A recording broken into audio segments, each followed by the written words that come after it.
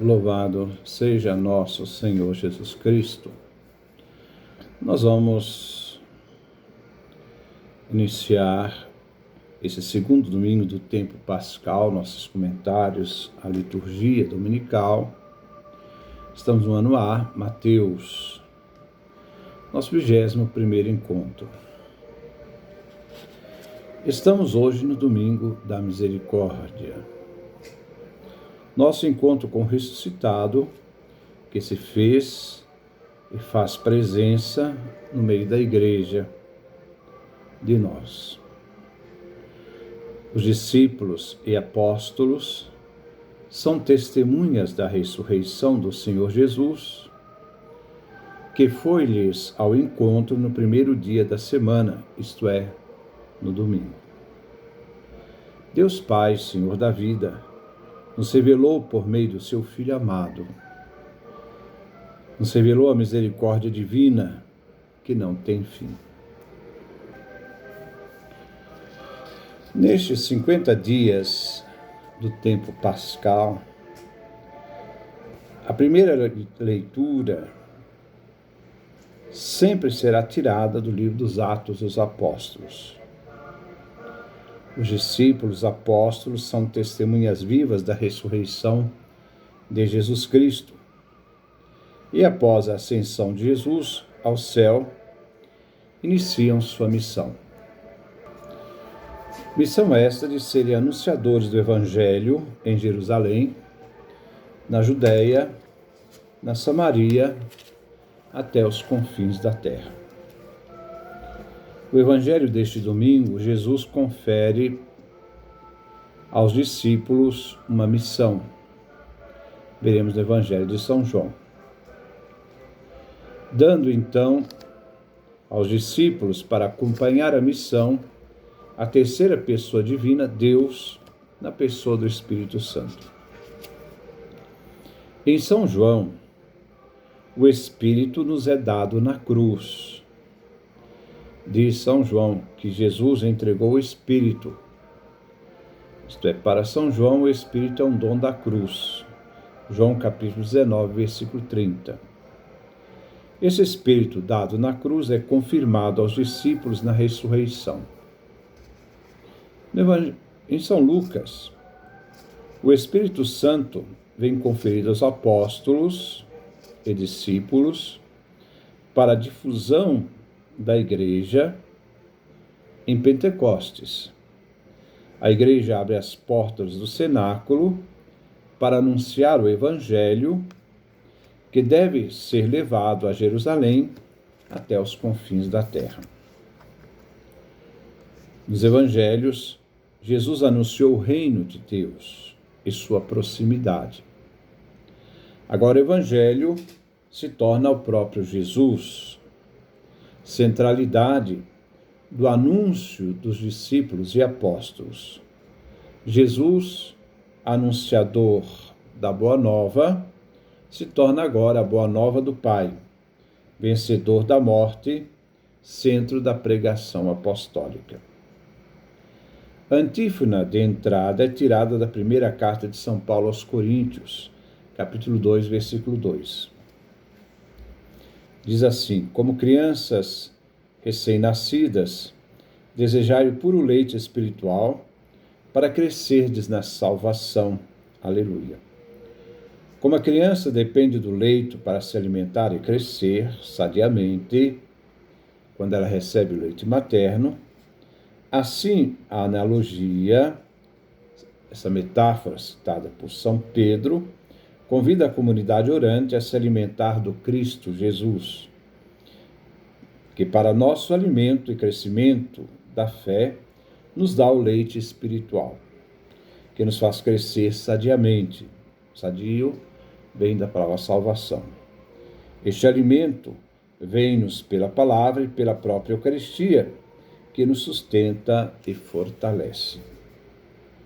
A primeira leitura é tirada do livro dos Atos dos Apóstolos, capítulo 2, versículo 42 a 47. A comunidade primitiva, iniciante, possuía características fundamentais para se alimentar e viver a fé no Cristo ressuscitado. Primeiro, quais são as características dessa comunidade cristã primitiva que deu início a toda a caminhada da igreja? Primeiro, diz os Atos dos Apóstolos que eles perseveraram em ouvir, isto é, o anúncio, o ensino dos apóstolos. A centralidade deste ensino, de tudo que Jesus fez e ensinou, é todo centrado na mensagem de que Jesus foi morto pelas autoridades judaicas, colocado numa cruz, ressuscitou e a corrupção da morte não o atingiu. Os apóstolos eram testemunhos oculares de tudo o que aconteceu. Então, primeira parte, eles perseveravam em ouvir o anúncio, o ensino dos apóstolos. Era um ensino oral, não havia ainda o ensino escrito do Novo Testamento, que vai ser muito tempo depois. Então, o anúncio oral da pregação apostólica. Segundo, na comunhão fraterna. Viviam como irmãos, se viam unidos numa família de fé. Não mais família de sangue, mas uma família de fé. Na fração do pão, isto é, na Eucaristia, que celebravam nas casas aos domingos, dia em que Jesus apareceu vivo aos apóstolos e discípulos. E nas orações, reuniam para estar em oração, cantar salmos e ler as Escrituras. Viviam no temor divino, testemunhando o que os apóstolos realizavam no meio deles, numerosos prodígios e sinais que acompanhavam a pregação apostólica. Partilhavam o que tinham, partilhavam seus bens, colocando tudo em comum. Frequentavam o templo de Jerusalém diariamente para as orações e leituras da Escritura. Partiam pão pelas casas, eram simples nas refeições, que faziam com alegria e simplicidade de coração.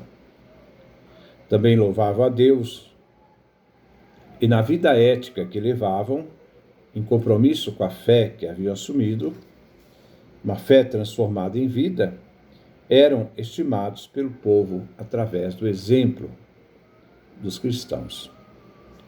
A vida dos cristãos despertavam outros para a fé cristã, para seguir Jesus Cristo.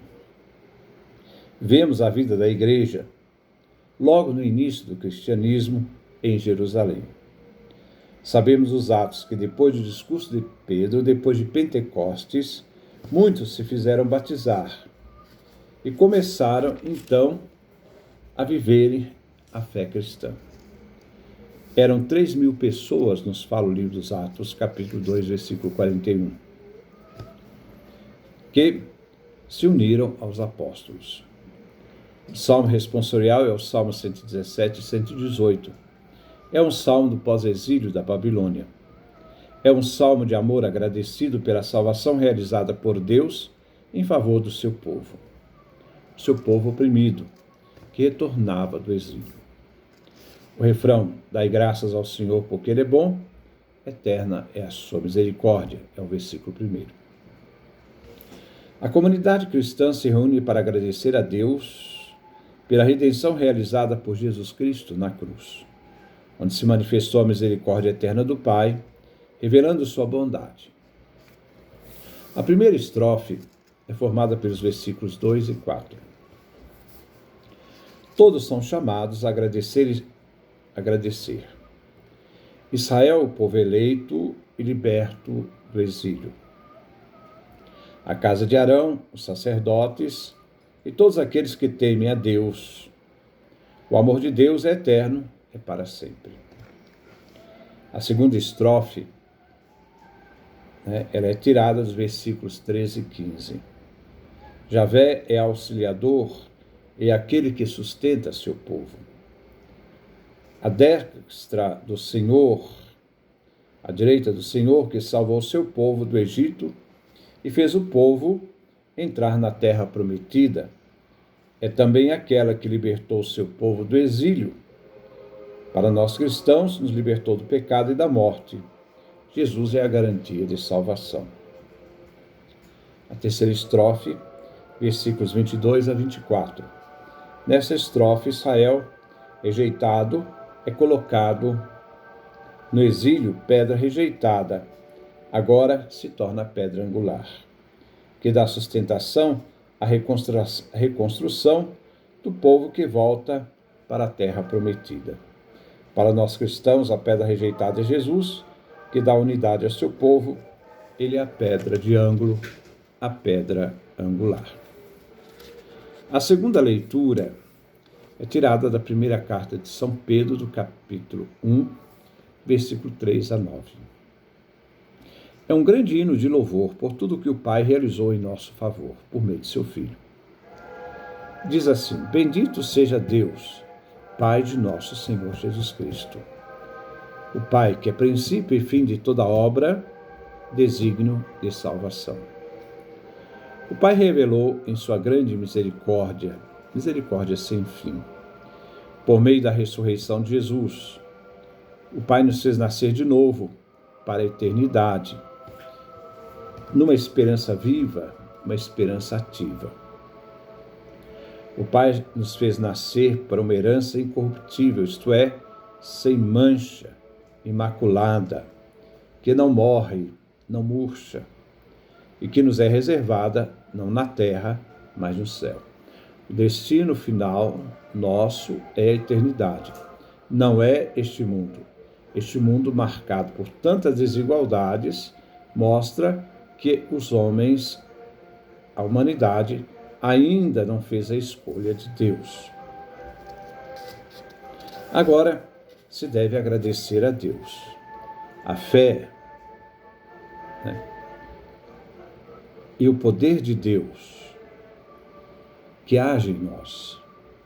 Nós fomos guardados para a salvação que irá se manifestar nos últimos tempos. Tudo que o Pai realizou para nós em favor de Jesus é motivo de alegria. O cristão está no mundo, vive ainda neste mundo, na aflição, e que prova, essa aflição deste mundo, prova a nossa fé. Viver neste mundo, as aflições da vida, quer provar nossa fé e fidelidade, se ela é verdadeira ou falsa. A fé vale mais que o ouro que passa. O ouro é deste mundo. Como o ouro deste mundo é acrisolado, passa pelo fogo, para obter a pureza, a fé também é acrisolada, passa pelo fogo, as provações, para provar a fidelidade, a nossa pureza de fé. Esta fé provada irá atingir o louvor, a honra e a glória quando Jesus se manifestar. A fé que nos faz aderir a Jesus, embora nós não o vemos, mas o amamos e acreditamos nele. A salvação é obtida por aquilo que acreditamos. Nossa fonte de alegria, que nada se pode expressar pela palavra, é indizível, mas é uma alegria gloriosa. O Evangelho é tirado de São João, capítulo 20, versículo 19 a 31. Já fiz vários comentários sobre este Evangelho, mas gostaria de destacar alguns detalhes. Primeiro, diz que os discípulos estavam reunidos, às portas trancadas, e acrescenta, por medo dos judeus. João capítulo 20, 19. Mas, em João capítulo 20, 26, se diz que os discípulos estavam reunidos 8 dias depois, isto é, no domingo sucessivo ao domingo da ressurreição, mas as portas já não estão mais fechadas. Não existe mais o medo dos judeus. Então, João capítulo 20, 26. Outro detalhe, Jesus diz, a paz esteja convosco. No discurso após o lava-pés, Jesus diz, eu deixo para vocês a paz, eu lhes dou a minha paz. A paz que eu dou a vocês não é a paz que o mundo dá. Não fiquem perturbados, nem tenham medo. João capítulo 14, versículo 27. Na ressurreição, por 3 vezes, Jesus diz: a paz esteja com vocês. É a paz de Jesus e não a paz do mundo. Capítulo 20, versículo 19, versículo 21 e versículo 26. Jesus dá o dom da paz como manifestação da sua ressurreição. Não a paz do mundo, mas o próprio Jesus Cristo. Capítulo 20, versículo 19. Isto é, quando Jesus deseja a paz, mostra as mãos e o lado. É Jesus ressuscitado. Os discípulos ficaram contentes por verem o Senhor. Nos faz lembrar São João que diz, Jesus diz em São João, no capítulo 16, vocês vão gemer e se lamentar, enquanto o mundo vai se alegrar. Vocês ficarão angustiados, mas a vossa tristeza se transformará em alegria. Quando, então, a tristeza dos discípulos se torna alegria? No dia da ressurreição. Porque eles ficaram alegres, contentes por ver o Senhor vivo, presente no meio deles.